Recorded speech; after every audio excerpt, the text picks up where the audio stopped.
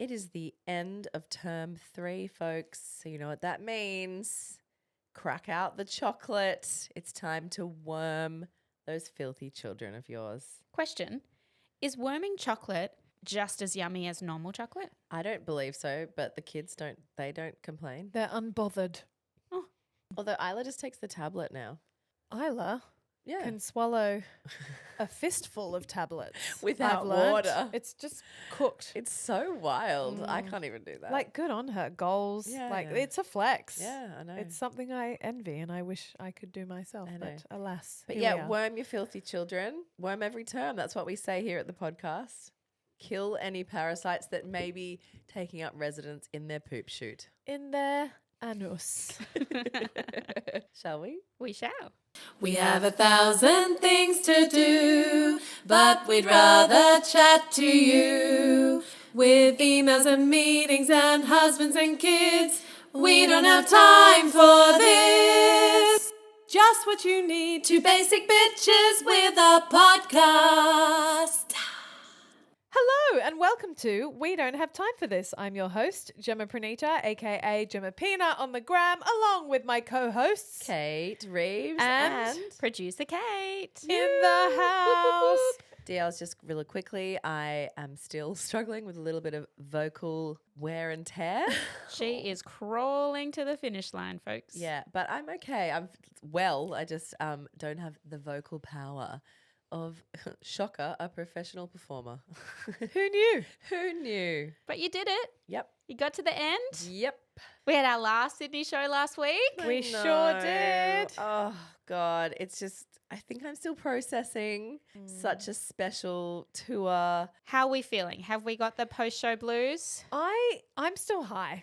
And I plan to hang on to this high for as long as humanly possible. I mean, we're in school holidays, so we're not sort of back into regular work cycle Yeah, or life yeah. cycle. So I can hang out in the clouds for a bit longer and stay in this joy bubble. Yeah, I got to say, the joy bubble last year lasted me till like January. So I'm a hang here too. Yeah, it's the best, Yeah. DLs. Honestly, it was such a special show. I knew I was going to blink and it would be over. So I'm so glad that I managed to process as much of the show as I could in real time, or spend a little time reflecting and really taking it in, which I know Revs is better at than me, but I've managed to do it this time, guys. you I've have. taken it in. You have. You And I'm have. proud of it. And I think the show's better for it, you know? Like, I just think everything was humming along. And the DLs, guys, my God, we'll never get over you. You're just the best people in the whole world. Yeah. And it's just such a privilege for us to meet you, to get to know you. All the DLs that have come back for 3 years. Oh, Like, you we guys. can't believe you. We just think you're so cool. And we really, it's funny when you come up to us in the line and you say, oh, this is weird because, you know, we feel like we know you, but you don't know us. And we're like, we do know you. Yeah. We do. We know DLs and we know Yeah. at least the type of person you You're are. our people. You're our people. And also, shout out to DLs who brought DLs in waiting. so many of Newbies, you. so many this year. And I feel like, in a way, as a collective, we've earned that because we're 3 shows deep. People know that they're going to be in for a ride. Yeah, I feel like 2023 people were like, oh, well, I listen to this podcast, but no one else will get it because Yeah. only the DLs get it. So I'll just go solo. And this year everyone was like, oh, no, I'm bringing everyone I know and I am Yeah. forcing them to get into my thing that I'm into. And And you now know we've what? got all these new friends. And you know what? With the live stream, everyone's getting another ticket to watch it with their husbands. Well, Yes. so they should. So the DL husbands are getting their education now too. As they should. So DLs, as you can hear, obviously producer Kate is on the mic with us. And the reason for that is because we're doing a special live tour AMA episode. It's another How the Sausage Gets Made. You guys love a sausage sizzle with us and we love it with you. Just call us Bunnings. Maybe we're hanging on to the threads of what's left of this show because we know it's all officially coming to an end. So some quick fire Q&A questions because, you know, you guys are curious. And now there's no, we can give away all the spoilers. There are Yeah, no more spoilers. spoilers. It's all out there for you to consume and watch. If by any chance you haven't booked your ticket to the live stream, you still have 4 more days to watch Who Is She before it disappears off the internet. we don't have time for this.com, obviously. I would probably say pause this, go watch it, and then come listen to this. Definitely don't listen to this until you've seen it. Unless you're like me, and I know I'm the anomaly, but I can hear all the spoilers and we'll still go and enjoy something. But it's up to you. Well, Jem and Katie would say absolutely not. Well, this show is so layered. I've seen it 1 billion times now, and I'm still picking up new things. There you go. She's a dense bitch, this show. She is. Yep, she's a beast. Well, on that note, shall we get into the Quezzies? From you guys. Absolutely. First question off the blocks. How did you come up with the title of this show? We need the story behind it. Oh my God, I wish there was more of a story for There all really of the isn't titles. one. Yeah. It's just like Jem and I do this. We get vernacular between us, and then it goes to me, Katie, and Jem. It's just what we say a lot in the podcast, what we say in the office. We start throwing these things around, and it becomes like the thing we're saying at the time. And then it just makes sense. And it just makes sense. It's this exact same for Can We Not Evolve and Sorry for Existing. These were just sentences that were going around where it's like, all right, sorry for existing. And then suddenly it lands and it makes sense. It's the exact same story with Who Is She? Yep. We were in our era of look out, who is she? Yeah. And, you know, obviously, if you want to get deep on it, if we're saying it a lot, it's because we're having thoughts about a particular topic or things are becoming clearer to us or whatever, and it drills down. And for us, Who Is She just encompassed everything we wanted to just, you know, talk about in the show and discover. Yeah, and it felt like the perfect, sorry to use this word, but evolutionary title of the last couple of shows as well. Like everything, when I think about the last 3 shows, that they all encompass this idea of can we not evolve? There's growth to it. Who is she? We wanted to really ask that question this year. To be honest, it was the perfect title. Yeah. For how we explore ourselves and the loss of identity and the rediscovery of self and what we want as women, as mothers, as people, as sisters, as wives. It's cool. It's cool. Yes. I feel like when you locked in that title, it was a no-brainer for me. I was like, yeah. Well, Always actually, has been that way. Yes, I every was going to single say, year. when I reflect every year, Revs and I have looked at each other and gone, that's it. That's it. Like, it's this Yes. we don't even have a brainstorm sesh. There's no second place title that nearly made it. No, ever. This name speaks to me more than any other year. I feel this show speaks to you, Katie, Yeah, more than this any is- other year. This is the time that I'm in. I know we're about to do a bunch of questions, but I just want to ask you one real quick because I don't think the DLs know this. So Yeah. there's a scene in Who Is She? We call it the grand illusion. And it's not really a big grand illusion. It's just because when we were mapping out the show, we're like, well, every circus has a grand illusion. So what's going to be our Magic trick. magic trick grand illusion moment? That's why we call it the grand illusion. It's really more about disappearing. Well, the initial ideas were like, what if we brought a husband from the audience and we made him disappear and you two were the Yeah. showgirls. Yes, that's right. We had lots and lots of ideas for this. Basically, we had to be very disciplined with the idea because we couldn't bring props with us on the tour. So we had to think of a magic trick that was portable and then also had to make it work as an allegory. Anyway, KD thinks this is the heart of the show. This is my heart. Your heart. And Yeah. for you, it's the most affecting, Oh, yeah. most emotional part of the show and the part that makes you really sad and reflective. So What's the line off the And top of your that's head? how we lose ourselves. And that's how we lose ourselves. Do you say that after you say, "Oh, I'll just fold washing all day and Yeah. stay home"? Yes, that and one. then Rev says, and that's how it happens. That's That's how how we we lose lose ourselves. That's the moment for me. Yeah, because it is because we have all shelved ourselves. It's the natural thing to do when you first become a mum. But then what happens is it goes on and on for years, Yeah, and you and don't it's- break that cycle. It's a quiet disappearing is. that sneaks up on us all. Yep. So can I ask you can you speak to why it was so affecting for you? Because the first moment you saw it in the rehearsal room, you almost couldn't watch. You Yeah, were I teared quite up. emotional. Definitely, because I do feel that loss of identity, and it is a fade out. Absolutely, like you present it in the Grand Illusion, it is a fade out. It doesn't happen overnight, but you only realize it until all of it's kind of gone, all of it's kind of lost, and it takes a lot of work to bring that light back. I mean, One of my favorite throwaway lines of the show is, Revs, you're like, oh, how did you get your light on or something? And Jem's like, I don't know. And I'm like, no, answer it, please. Yeah. I need to know. No, but that's the truth of it, right? Like Yes. the good mum said to, I don't know if it was both of us or one of us or whatever. After the show, she said to me, because she came to a rehearsal, but she had to leave for pickup and she didn't see the last scene, which is the little mini documentary we've made. Which we've called Dear Anonymous. Dear Anonymous. Because she knew it was a filmed piece. She's like, I'll watch it, on opening night. And she gave us all the notes, her notes for the live bits. And she's like, I just really want to ask you, do you answer? Who is she? And I was like, I'll let you see. Yeah. And then she said to me, yeah, it's great because if I think about us, like all the things we've done, she's like, I know what you've done. I know what I've done. And I've had to work so hard to find myself again, but it's so personal. It's so There's personal. definitely not one, like you're saying, what's the answer? What's the There answer? isn't an answer. Everyone's life goes in completely different twisty-turny directions. And of course, there's just not one answer for how you find yourself again, but it's just the asking of the question that is the first step to the answer.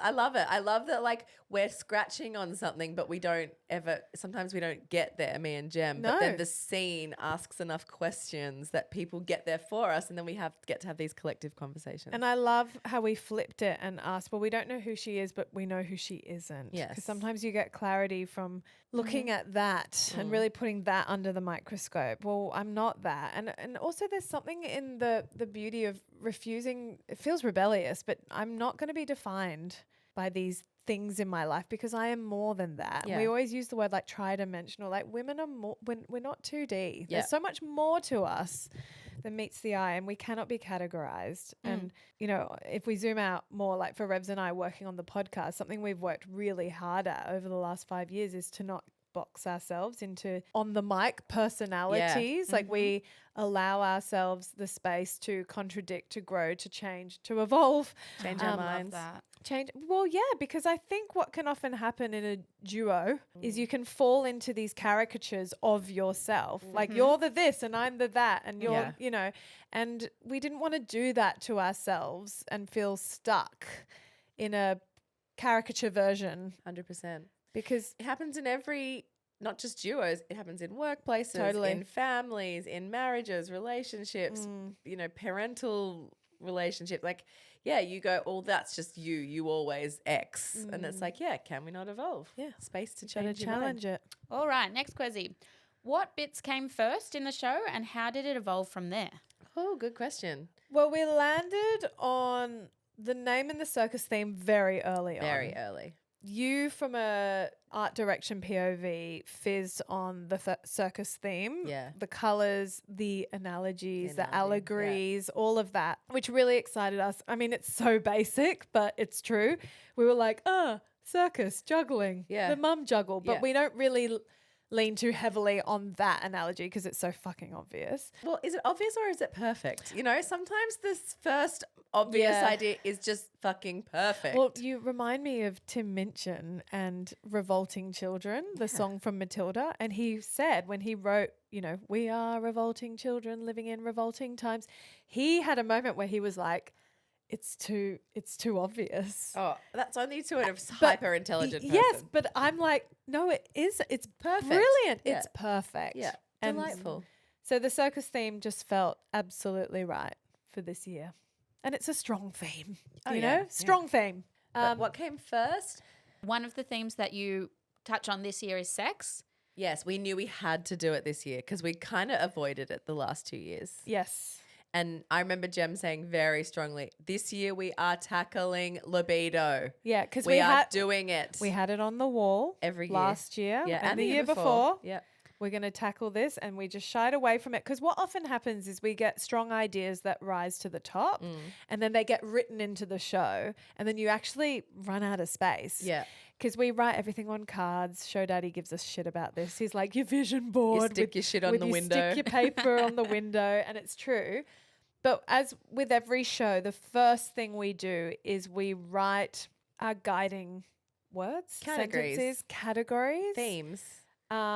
Things we want to hit on. Yeah, we Yeah. start there Yeah. basically, And sex then has been up there every single it year. really has. And that's the cool thing about being able to do a few shows. Like body image we had on our first year. We ticked that off. We felt like we really did it, you know, and then it didn't need to go back up on the wall in year 2 or 3. But this year we had beauty standards, which hadn't been on the wall before. We're like, oh, we do want to do something about beauty standards. Put that up. And that went through many ideas. iterations. Yeah. And then it kind of landed in quite a soft way in that we did like a bit in the fairy tale where we talked about the ridiculous, you know, morning routines of 2 women who were just trying to be women, cosplay as women. But it went through an idea where we would do like a space, Yes. like into space thing, like Katy Perry and her friends. Yeah. An infomercial. Yeah, we had lots we of had ideas. so many ideas for that. What other themes were up there? Women pitted against each other, competition amongst mums, yeah. competition amongst women. And actually we threaded that through quite a lot throughout the show. Yeah, we did. Yeah. No, it worked really well. And of course, like we had to revisit the mental load because Yes, well. every time it continues to come up and we just thought we can't ignore it No. because it's still rife amongst the community of mums. Yeah. It ain't going away anywhere Nope. anywhere soon, but we've got to address it, but in a new way. Yes. That's where chat 2, what we call chat 2. Pasta. The pasta Well, moment. Yeah. yes, the pasta moment for those who've seen the show where we actually wanted to really involve men Yeah. this time in the mental load chat, not talk about, yes, we all know it's invisible labor, but actually send a clear message to men that this is the casual death by 1,000 cuts ways that women end up carrying the lion's share of the mental load. And Yeah. it is as simple as the endless amount of questions we get asked because that gets discounted. The fact Yes. it's like we're the holder of all the knowledge for Yes. some reason when it comes to the family unit. This show is braver in its language, I think, than the other 2 shows in that, you know it's a fun night out. We want to keep it high vibes. We want it to be funny. We want everyone to feel seen, of course. But I think we've been more scared in previous years. Oh, let's not get too man-hatey. Let's not get too preachy, blah, blah. This year is a braver show in that we just call some shit out. We really do. You know, more than we ever have before, which I personally really enjoy. I think the DLs enjoy it too. Yes, they do. What was the most technically challenging piece of the show? Grand Illusion. Definitely Grand Illusion. Oh, small talk. Sorry, Katie, to bring up Oh, the wall. small Triggered. talk. Yeah. Small talk. Actually, small talk because it's less obvious. Well, I would say that in the start of rehearsals, Grand Illusion felt overwhelming. Yeah. Like, Grand Illusion was something we found in the rehearsal room floor with lots of play and exploration. Whereas Small Talk was a very succinct script. It came to us really easily when yeah. we wrote it, but the performing of it was quite complicated. Technically really challenging. Yes. Yeah. We had gaps that we had to fill and we had to time it perfectly. When you sprinkle in adrenaline, you can talk faster or slower or drop your lines and the cues continue. Yeah. Like you're on that train, you can't get off it. Grand Yeah. Illusion is quite similar. Well, I would say Grand Illusion's probably technically from a stage management, like you guys cueing the show, more technical. Because that's got like 30 something cues in it. But Small Talk, the kids party where we commentate, that's what Small Talk is, by the way, has 5. So technically, Grand Illusion's more technical, but for us as performers on stage, Small Talk's way harder. 100p. Yeah, because we've got to pace it, know what's coming next, not drop a line. Because if you drop a line, there's no time to recover. Yeah, and it's really hard to articulate this. There is so much dead air in Small Talk. Now, when you're on stage, seconds of dead air feels like minutes. Yeah. The feeling of minutes it feels on like stage. that from the audience too. Yeah, I'm sure it does, but it's deliberate. It's intentional. Yeah. It's designed to be uncomfortable. Now, the problem is when you're a performer on stage, you want to fill silences. So Revs and I had to work really hard to not fill the silences, to not pull focus from the video, and to be comfortable with the audience sitting in the discomfort of the small talk conversation. And that was new for us. Yeah. I love small talk because it's a very different approach to humor than we've done Yeah. anything else. Yeah, also having the screen and on stage, which was a goal of ours this year, 100p. just because we like to challenge ourselves because we're annoying like that. Next up, what darlings did you kill? Oh my So God, many. so many. And we can't tell you all of them because we might use them Yeah, again, I know. So I was just about to say that as well. Like, because I'm thinking of one we killed late in the piece, which Yeah. is, I think, such a good idea. and we're still going to use it. We'll do it somehow, we'll use it some way. somehow, So some we way. won't. What a tease. We won't divulge that. All I'll tell you is it was a horror film. Oh, that's even giving away a lot. How? I don't know. It's All because right, it was a rom-com. I know too much.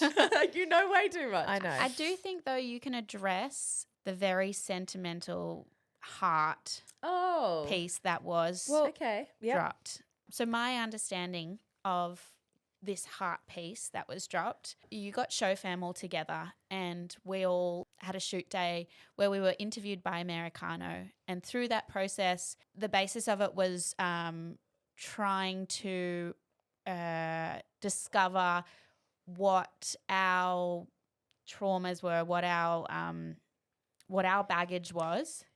And through that, It's so hard to, The context is, one, Americano works in documentary, so that's why he was doing the interviewing, not some random guy. It's really hard to explain the pressure. And I don't feel a lot of pressure generally. I'm always like, we'll come up with something. We always do. And I genuinely believe that and feel that generally. Yeah. I don't feel like, oh God, how are we going to do it again? I'm like, well, we'll get there. But the heart of the show is what we call it in our team.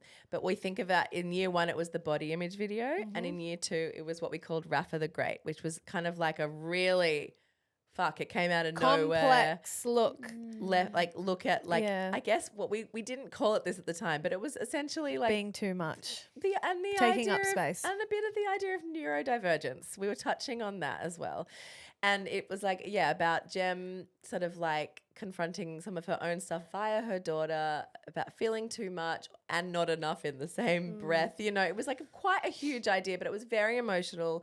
It was very universal because it was so specific and it really landed and it really made people feel things. We were quite shocked by how people interpreted that video so differently and how they applied it to their own lives and how it moved everyone individually. Yeah. Because we would chat to people in VIDL after the show and they would share, I was touched because of this. And we were like, gosh, that is a completely new read on that. And wow, you took that away. That's so cool. Yeah. Or wow, that unlocked that for you. It was fascinating, wasn't it, that piece? Unlocked is the key word, I think, because we do want our shows to mean something.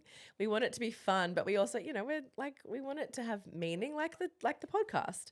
So I know we were all feeling the pressure of what's going to be the heartbeat of what's going to be the meaning in this show. And I get quite obsessed with the mechanics of how these things work. I think it's my director brain. I'm like, well, what's the common thread? What tied body image and Rafa the Great together? Well, it was the truth. And that's a pursuit me and Jem always have with the podcast is what's the thing that no one's saying that we all know is the truth? When you exhume that, people feel seen and they have a release and it feels good because we're all trying to understand ourselves. So we were like, what is the truth of who is she? And it was really hard. We didn't know, we couldn't find it. And then we thought, well, what's a allegory or how can we make a microcosm of all the DLs? And we tried to use Show Fam. And we thought, okay, let's do our interview style because that's been the style every year. And we'll sit down Show Fam and we'll talk to them about who are you? And the conceit was, who is she? We just asked individually, everyone in Show Fam, who are you? And then basically... And this is the thing as well. Not only would Show Fam represent a microcosm of the DL community, but we also know that our DL community loves all the other members of Show Fam. Yeah. And 3 years into this, we're touring with the same family, the same crew. And that in itself is very unique and special. So it felt like the right time to bring them into the focus of the heart. However, it didn't work. It didn't work. It didn't work. For a number of reasons. We were trying too hard. And I mean that in every sense. We knew what we were trying to achieve. Show Fam, who know the show intimately, also knew, They knew what we were part of trying the show to it achieve. was, Yes. yeah. It was like, this is a situation where knowledge is not power. Yeah, yeah. It had the Yeah. opposite effect where everyone, as generous as they were, and we are eternally grateful for everyone showing up that day and being so open and vulnerable, there was almost a layer of like, we're all producers in this as well, and we're trying to produce a feeling. And the Which you problem, can't do. which you can't, Because then it's not force. the truth. I mean, it Well, was all the truth, but like it's not in the theatre context, the No. truth, you know? It becomes a trauma dump. And on top of that, I think Rebs and I had a moment when the piece just wasn't right and it wasn't working, and it was really far into the process. 6 So days. yeah, it was quite scary because we were like, fuck, we're opening in Melbourne soon. We don't have the heart piece. And then it kind of landed on us that, you know what? The world is so fucked at the moment. It's going down in bin fire. Why do we feel the need to hold a mirror up to DLs to confront parts of themselves when they're having a night out at the theatre? We've done it for the last 2 years. Let's pivot completely and instead make a piece that is a celebration of the community. And we go into this in a lot of detail in the episode of Backstage Pass on this piece. But yeah, it wasn't feeling right. It just felt like it was taking and not giving, actually. It felt like it was sucking energy and not giving energy. And like, you know, Rafa the Great Body Image, they were hard things to watch, but in a way they were energizing because it was like, yes, Yeah. yes, oh my God, yes, I feel that. Yes, I feel that way. I am her, she is me, you know. Whereas this was like, God, life's hard. You know, like being alive is heavy and hard. And like, you know, that wasn't the heartbeat of what we were trying to do with the show. So we were like, okay, back to the drawing board. Yeah. And yeah, it was a few weeks before we opened. Yeah, it's really hard to kill your darlings, but what I'm really proud of with both Revs and I is when we know. Yeah. And we don't look back. One of us isn't clinging on to something, you know, refusing to let go, Yeah. or no, it's too late, we're sticking with this. Like, we just would never. Yeah. And that would have been a disservice to ShowFam to put up something that was very raw, very vulnerable, very honest, that wasn't right in the context of the show. When you like expose yourself, and that's the other thing, Jem and I, we signed up for this, you know, and when we want to talk about something exposing or something that's going to bare the bones of our body, which we do sometimes when it feels right, we do it because it's like in a generous spirit. We think it's going to help, or it's going to like open up a conversation that is interesting, not just to have a feeling. Do you know what I mean? And that just, you know, I spent 6 days Editing. and I called Jem and I was like, we need to talk about this. And she's like, thank God you've said it out loud, you know? It was like, if there was going to be a story in there that was right, that was going to You would have offer found something, it. we You would have found found it. it. Yeah, we would have found it. Yeah. But it's okay. These things happen. And no one in ShowFam was like, oh, they were all like, you know what, that makes sense. And they get it. They get it. The process. They understand. It was done with love and care for them. Yeah, actually. totally. Ultimately. But I think, who is she? We just kept coming back to that. And we're like, well, it's the DLs. She is the DLs. So what are the DLs going through? What is happening in their life? And what does this show mean to them? You know, and that's how we got to the Dear Anonymous, which was great. But that was a big darling to kill because it was like a sunk cost of all the work. It was huge. Yeah. But we were that's like, okay. That's been days and time and money and favors and vulnerability, and we're going to put it in the bin. Yeah, but you got to fail fast and move on. Yeah. Was there any other things we killed? Oh, yeah. We killed just one moment, which I don't think we'll ever do. Yeah, Yeah. that's right. Yeah. Yeah, we did kill a few things, Yeah. actually. We wanted to do a big Shania Twain ballad. Music about just ballad. wanting one moment alone, but kind of it was already in tonight. It was, and the joke didn't sustain an entire song. Yeah. And then we had these grand ideas from a performance production perspective. Too much. Yeah, it was trying to do too much. Imagine if we had to do Oh that my as well. I gosh. can't. All right, moving on. What was your favourite new theatre? Oh, Malthouse. Not the Opera House? Well, the Opera House is its own thing, you know? Like, Okay. the Opera House is like a childhood dream. I can't tell you if it's too magical. It's like going to Disneyland and going, what's your favorite theme park you've ever been to? I don't even put Disneyland in there. Yeah, you know? all right. For me, it was the Malt House. Like, I just loved that crew. Yeah, the this is a really space. boring response, but I have to say it's the exact same. Yeah. It was the Malt House. Yeah, It's in pretty Melbourne. unreal. It was a stunning venue. The level of professionalism, like we had special festoon lighting there. Like everything just came together. And we've never had perfectly. such a seamless opening weekend because Yeah. the crew was so good and we felt so looked after. Yeah, and I do have to say, like the Malt House reeked of Brisbane Powerhouse, which Yes. is also our other Other favourite favourite. venue, but Yeah. that's a repeat offender. We've been back there 3 years, so you can't really compare it. But yeah, Malt House Yeah. takes the cake. Definitely. For me, it was the Shore Theatre in London. Oh, yeah? Because that red curtain with the gold trim, Stunning. chef's kiss. Chef's kiss. Mwah. Art director's dream. Are you starting to recognise Vittles at meet and greets? Yes, absolutely. Oh my gosh, yes. It's so cool. It's so like cool. seeing an old friend. It is. It's so special. We Yeah. like it warms our hearts. I mean, like I just I, not to pull a full gem here, but I can't believe anyone wants to meet us. Like, I'm a bit like, no. oh my god, What? I can't. I'm like, don't you get all enough of us? Are we enough? You know, always in your ears, and then we do this big silly show, and then you want to meet up. That's cool, you know. But like, if it's one of my favorite parts of tour. 100p. Because And it's it's been like- heartwarming for us as well. We've been getting DMs where people kindly share their experiences of the show. And we were blown away this year by the number of people who said the highlight for me other than the show was meeting I know, us. I And we were like, can't- what? That's I wild. know. But how fucking cool. I think it's why the podcast is still going. I think if we hadn't done the shows and had VIDL meet and greets, the show, I don't know if the show would still be going because it aligns us with our audience in the most amazing way. Like we feel like we know you guys. Like it gives us a two-way relationship instead of just putting out all the time.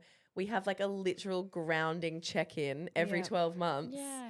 I don't know. I think it's the secret sauce. And it puts faces to the community. Like I know that's really Yes. obvious, but like we've become so adjusted to like a small profile photo circle on a screen. It's Yeah. very different when you hug each other and you see each other, especially those who return, and you get to hold each other and get an update on Well, where they're at. But And also, it reminds you that we're in a bubble. You know, like it would Yeah. be easy to go, well, me and Jem are these kind of people. So everyone who listens to us must be an extrovert, a theatre nerd, a this, a that. They're not. no. A lot of them are incredibly shy, reserved people who love to listen to us because it's so different to who they are. Or like it's easy to go, well, everyone's struggling with their silly Sydney mortgage and blah, blah. No, they're not. Some of them live in Adelaide, in the hills, on a farm. You know, it's like it's so grounding and good for us to tap into like actually who you guys are, not just who we 100p. assume you are from data. The data part. Like Yeah. you guys are so not data. Yeah. And yeah, you're right. When you're in the bubble, it's easy To forget. to forget. It's the best check-in ever. It's like a family reunion every 12 months to go, okay, that's who the deal And can we just say this out loud on the mic? Because we must have said this 100 times at every Viddle meetup. We're not exhausted. No, we're not exhausted. Every single person who comes up to us being like, you Oh. guys must be so tired. And we're like, no, this is energizing. Yeah. Like we want to meet you. It's we like your want to- wedding day every Viddle meet. Yes. Like you're special and everyone's there because they love you. Yeah. It's like your wedding. It's really cool. Yeah. It's not exhausting. No. Quite the opposite. But it's so funny how apologetic people are on our behalf and it's know. wrong. Yeah. Frankly, it's wrong. We're not tired. We We're not fucking love it. tired. And also something that you may not have mentioned before is that when we all get back together again after Viddle's finished and we're going back to the Airbnb for cheeseburgers and whatnot, we're all discussing the DLs that we met. Yes. Yes. And like their responses to Yep. things. And Show their Daddy will be like, oh, stories. I met the best DL tonight. Her name's Christy. And she was telling me that blah, blah, blah, blah, blah. And Katie will be Yeah. like, oh, I met Christy. Oh, did you meet Lisa? Yeah, yeah, 'Cause yeah. She works in this thing and she was saying this. And like, we do. We talk about you guys. You know what behind you your said, backs. Revs, about it being two-way is so right. Like the show might have a lasting impression on you guys, but like it's meeting DLs that has the lasting impression on Revs and I and Show 100%. Fam. Win-win. Have you watched yourselves on the live stream?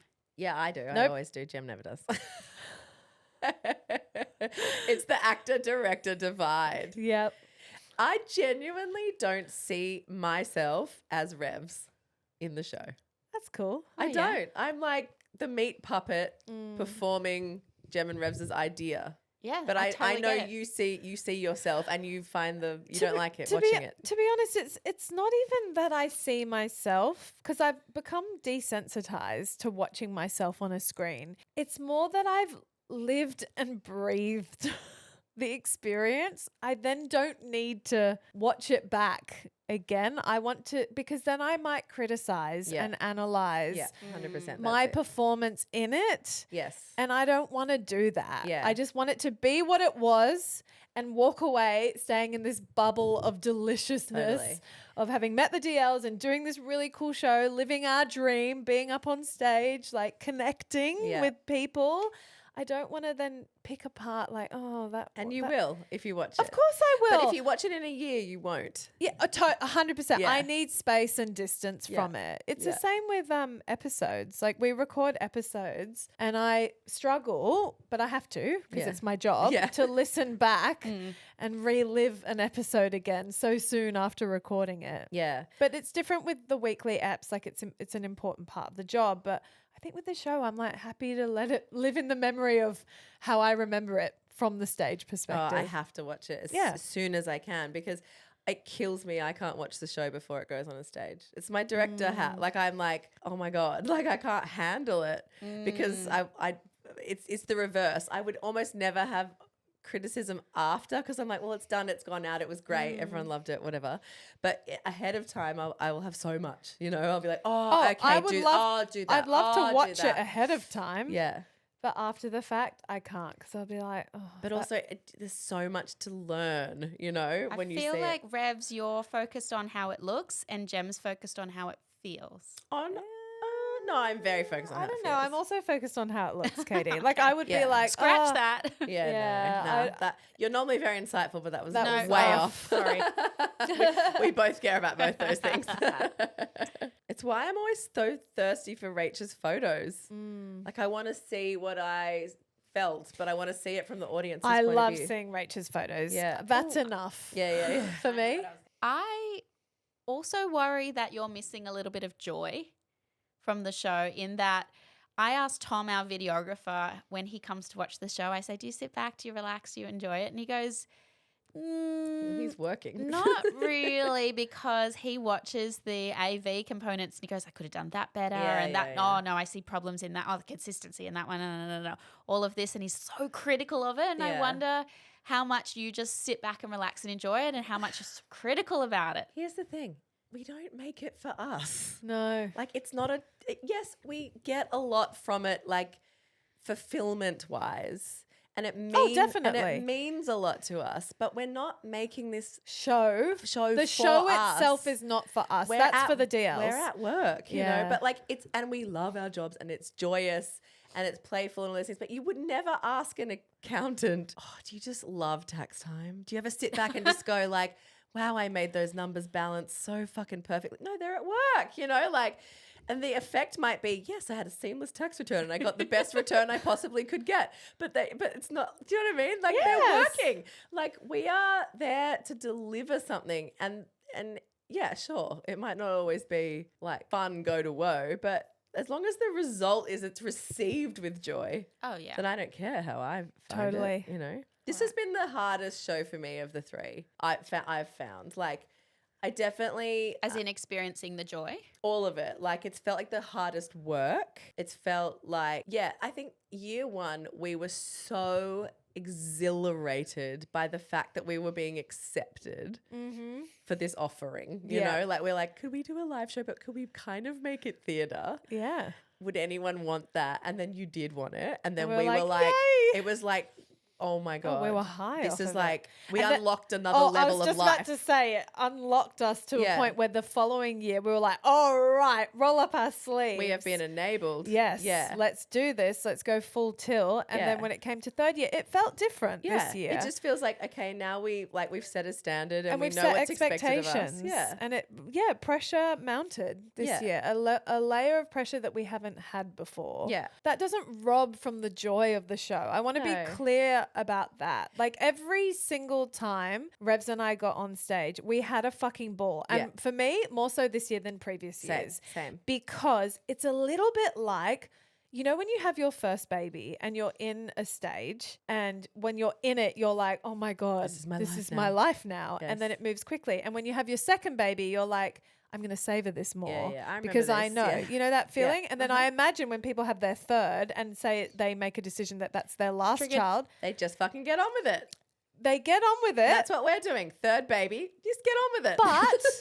But also being fully aware of how we are going to blink and it's going to be over, like every stage of babyhood. And so you savor it more. You're more patient. Like Revs and I would get on stage and we'd be like, oh my God, only X amount of shows left. Oh, know. make it count. I want to have Yeah, fun. Whereas yeah. in the first year we did 5 shows and I was like, oh, I didn't process I any know. of it. And now it's over. I know. And then the second year I got better at it. And then this year I was like, I'm not letting a show go by without me having a fucking ball on Yeah, yeah, stage. And I think 100%. we achieved that this love time. that. I find the on-stage moments this year more fun than Oh, ever.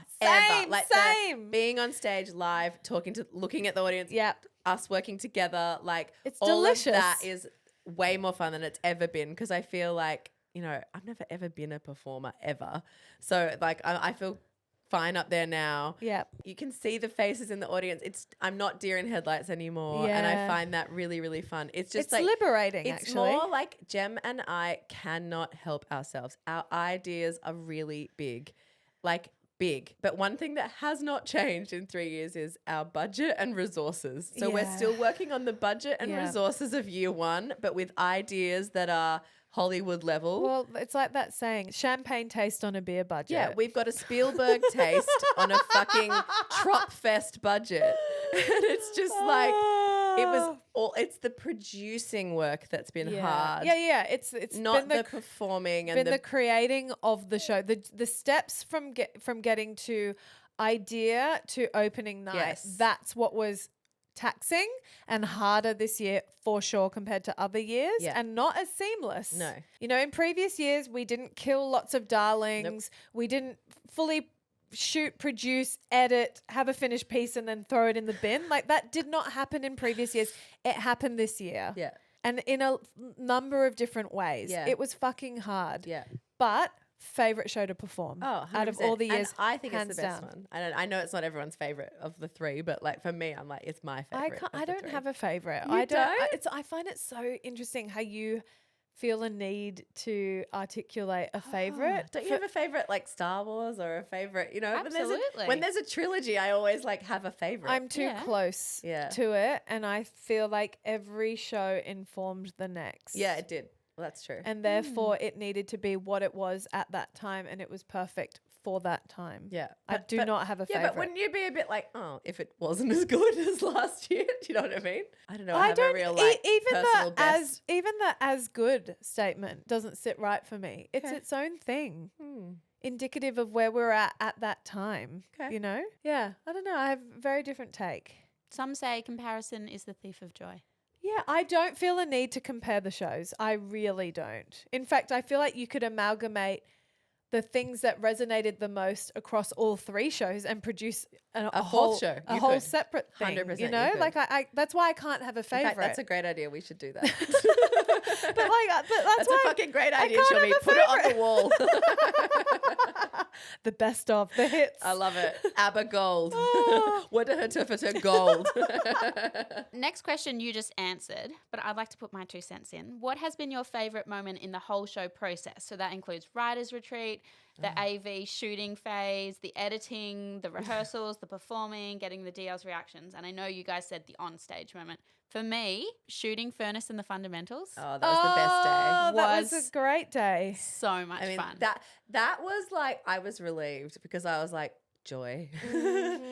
There was a lot of joy. So that much was like joy. being at band camp.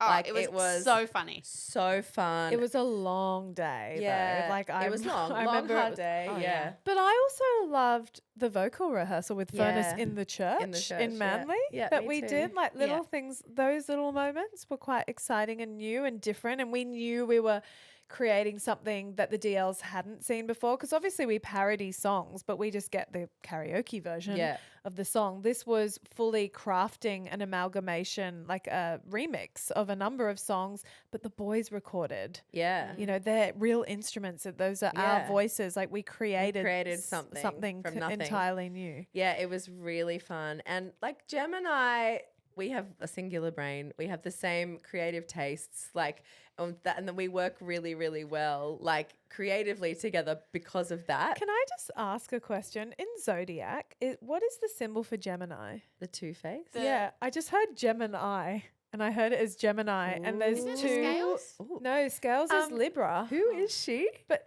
She's that's woo-woo. I know. We are a collective Gemini. we are Gemini. I have Gemini in my I chart think you somewhere. do. Yeah. Do you? You must. I don't know, but like I did think there's two people in Gemini. yeah, it's a two-faced. Two-face. But it's not being two-faced. It's like No. having a balance of two. Yeah. Oh, two that's halves. us. It's us. Yeah. Gemini. That's our collective zodiac. But we are quite like BTS. We're creatively snobby. We have worked with other people. We love collaborating, we would say, but we've tried to collaborate with other people, and it's like, oh, it's not like working with Jem. But the boys in Furnace, it's like they're the boy us. 100p. They're just as silly as us. They're filthy like us. Like Yep. they're salty and filthy. Like no joke shocked them. Like we're like, put your well, that was there. I did the finger in the Put bum. the finger in the bum. Like we're talking about wanking or Pornhub, and then they have this and like nothing was shocking to them. Like they But were. they fucking showed up. They and showed delivered. up. They brought their fucking like us. They brought it. They brought their A game, but also they were happy to work at our pace. yes, worked quickly. Because this is another thing when we collab with other people, they don't understand. It shocks people. But Revs and I Shocked me. move.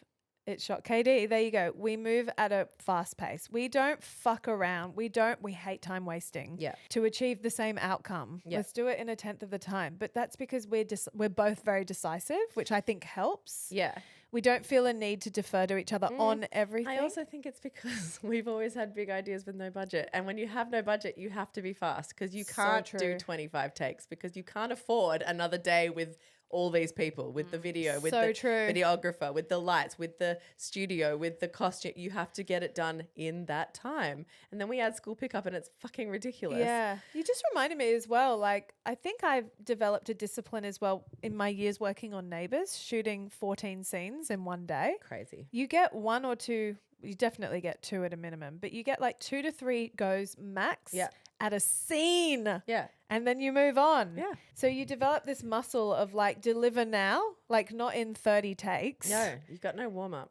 You just got to go. Yeah. And the Furnace Boys really They understood got the that. assignment. They also had school pickup to get to. We all Totally. got it, you know? They were just like, I don't know. They were the boy us and we had a fucking ball. Love those guys. Hopefully we do lots of things with them because we really vibed. And I think you can see in the result. Like it 100p. was everyone's favorite bit. Like it's just, and it's a song. We made a song. Are there any parts that didn't land as you expected? Oh, always, every year there's parts we don't land as, but usually for the positive. Yeah, like small talk? Oh yeah, I think Jem always believed in small talk and saw the vision from the very beginning, and it landed as her vision thought. Oh, small talk for me is, I love it. Yeah, I was always like, I don't know, like I don't enjoy doing it. So then I was like, will it be received? But then they love it. Like the audience loved it. Well, I love it because for me it's refreshing, right? Same old predictability. Yeah. Like maybe it's my ADHD. I don't know. Boring. But I loved how Small Talk challenged us. I love how it challenged the audience. Katie fucking hated it. Not because she hated the piece, but she hated how it made her feel. Which was uncomfortable. Squirming it- out of my skin. Yeah, you're dying inside. It's uncomfortable to have this scene held up to you where it's like, oh, I've talked about the weather in that way. I've also talked about bunting and the $2 shop and, the community parking hall. situation at the mall. But I thought people would feel so uncomfortable that they wouldn't find it funny. But They it's just feel like Gross. Look, basis of this idea was to actually introduce some British humor. So Ricky Gervais is the king of this. It is that uncomfortable, it's cringe. Oh my God. You know, he did it with David Brent in The Office. And I think this kind of humor, it's my favorite. Maybe it's the English in me. Yeah. But I don't know. What do they say? Comedy is tragedy plus time. Yes. So That's exactly Oh, why you know you're what it dying is, 'cause inside. You're dying inside because you're literally in it right now. Your kids are 2 and 4. Yeah, yeah, Like you're yeah. at birthday parties. Like Yep. you're in it. So you need time. We're a little We're bit past- out of that. And yeah.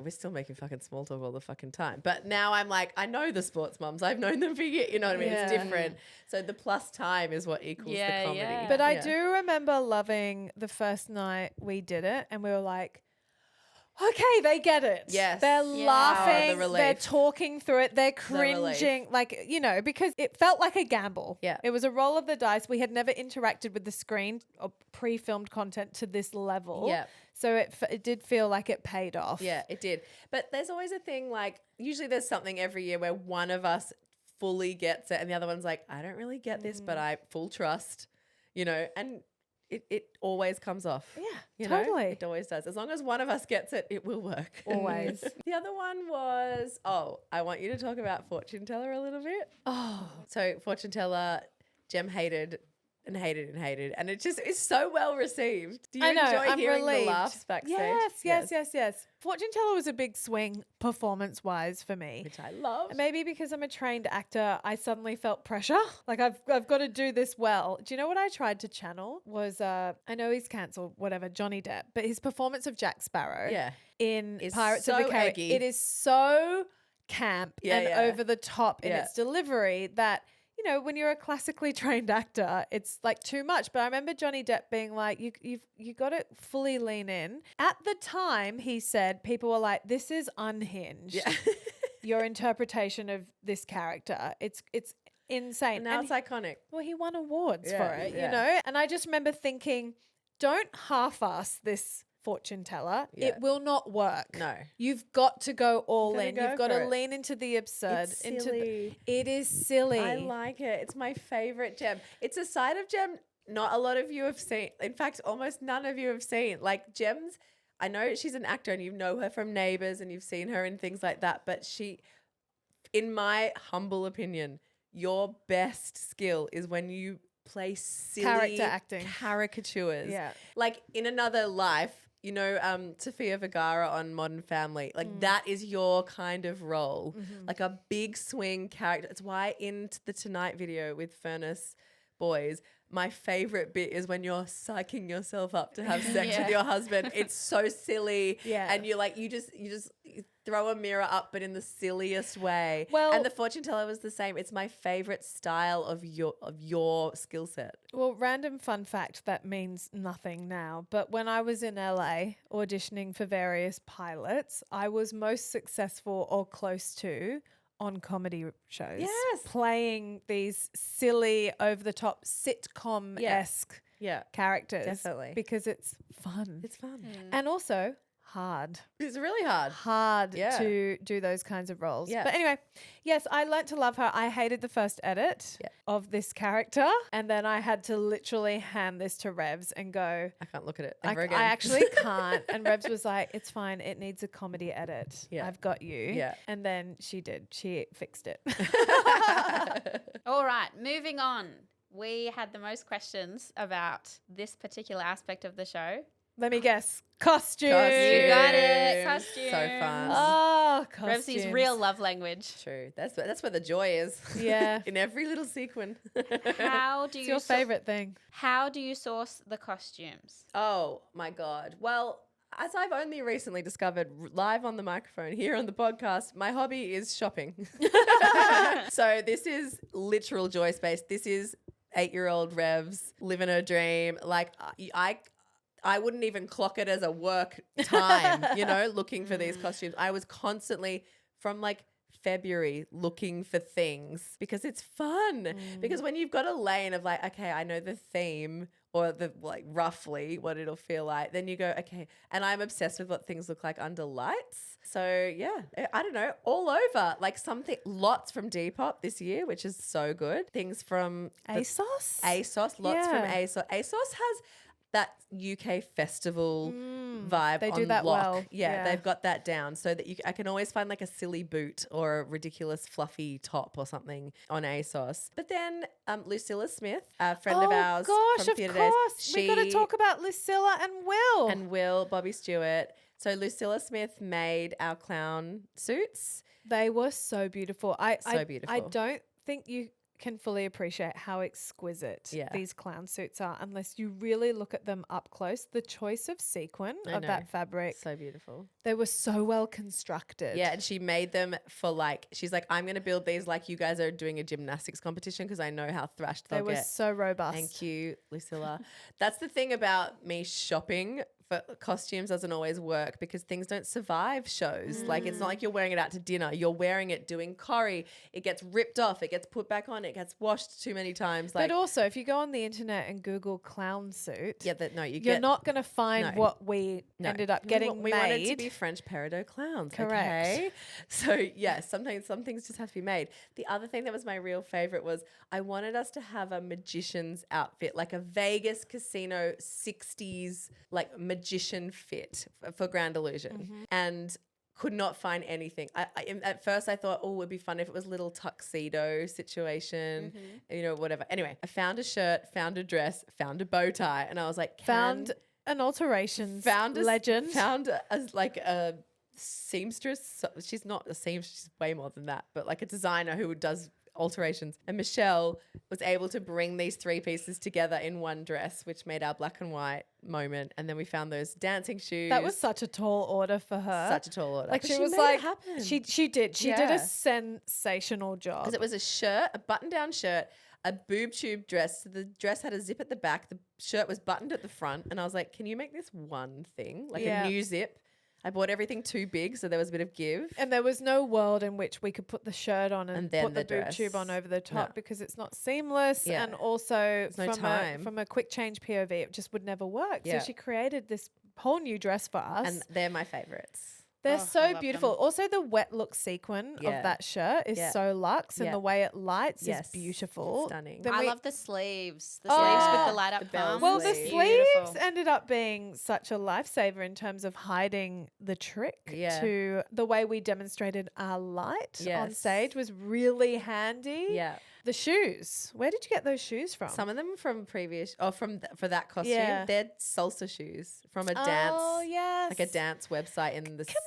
Can I ask you now on the mic, did you find those hard to get So on? hard. Yes. So We've hard. never had this chat. know. They were the shoes I wrestled with the most Yeah. every night. So hard to get Knee-high on. boots were the easiest. Hands Yep. down. Foot in, zip, Yep. done. Those fucking salsa shoes know. were a nightmare I guess to if get you're on about and to off. do a salsa comp, you've got time to get your shoes on. Yeah, But if you're for doing a quick change in the dark, it's a was little harder. Very stressful. We need to talk about the finale costumes. Oh my god. Yes. So those were made by Will Bobby Stewart, who Rebs went to NIDA with. Yeah. He studied costume, obviously, and to this day, many, many years later, he works in this arena. does. Specifically in drag. yeah, he does a lot of drag. I will never get over these costumes. Neither. I'll never ever ever get over that we got to have them, got to wear them. Yeah. Yeah. You know they're- what? We bought The two- base dress Yeah, two Yeah. white tuxedo dresses and sent them off to Will. to Melbourne. And he came up with that. He calls it his gay magic. He keeps saying like, he's like, oh yeah, because I'll dye them and then the rest is gay magic. And I'm always like, I don't even know what you're talking about specifically, but I know it's going to be epic. I love it. So, also for context, DLs, that was the only costume that we didn't have in Sydney. Yeah, we before never the rehearsed show. with it. We did a full dress rehearsal of the show with every single other costume, and then we were at the end. We were like, and then we'll put on Will's creations, Yeah, whatever they whatever are, they are. whatever they are. Yeah. And we turned up to Melbourne for opening night. It was actually the day before opening night, and Will came and met us at our Airbnb. My jaw hit the floor. Yeah. I was like, I don't understand. How did you do First of all, this? how did you dye these dresses, these vibrant Yeah, colors? yeah. Even mixing blue with green, and yours was red and pink. Yeah. the way he hand glued into a pattern Thousands. thousands of diamante sparkles, rhinestones, Yeah. gems, Yeah. everything. And then he added these lapels that were made from tinsel. Oh, And- the epaulets. sorry, the epaulets. Yeah, he also added lapels, and he Yes. he exaggerated the collar. He's like, it wasn't camp enough. I'm like, I fucking love you. I love him. I know. And then the hearts.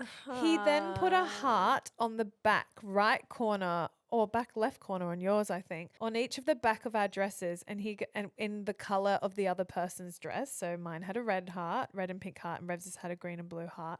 And he was like, because you have each other's hearts. And this is where theater nerds gather in. Come here. We unite. Come in.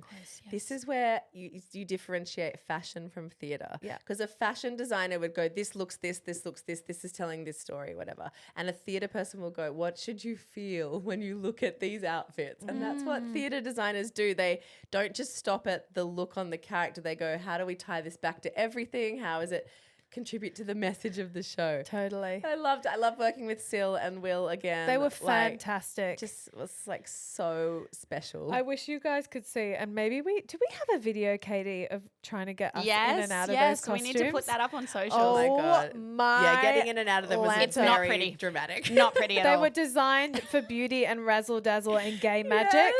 Completely impractical Impractical. in Do you- every way. Do you remember Rach behind you, Jem, like acting like your birth coach, Yes, trying to get yes. this off you? Oh my God, we're like, took 4 You people. guys are Jem's birth partner. Literally takes 4 people to get me out of that dress. It's ridiculous, but so worth it. So oh worth my it. God, so worth So it. worth it. I think that's all. I think that's all we have time for. How about we finish up with one last controversial question? Oh no. I Will know what there it's gonna be No, a I show don't know. next Stop. year? Stop. So on the tour this year, we actually banned the chat Yeah. around next year. Yeah, because people love. We couldn't hear it. We didn't No. want. We were like, we can't take it on. No. Not while we're on tour. Everyone keeps saying to us, next year we're going to this, next year we're going Makes to me that. feel sick. It makes Yeah. It makes us feel I don't think unwell. it makes anyone feel more unwell than KD. Yeah. She's like, I can never do this again. We need a bit of amnesia. Yeah.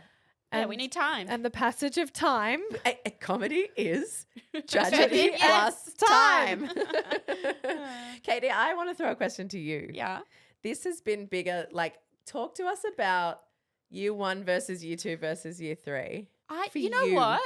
Year 1 was just a walk in the park. Fucking cakewalk.